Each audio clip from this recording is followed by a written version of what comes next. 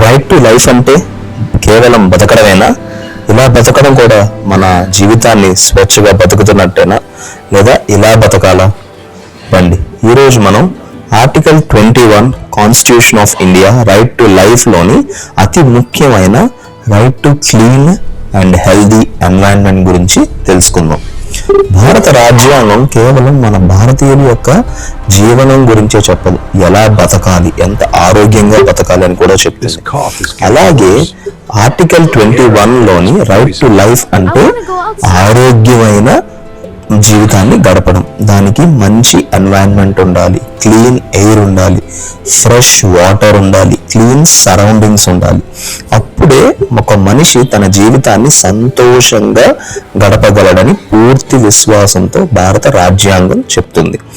ఇదే right to clean and healthy environment.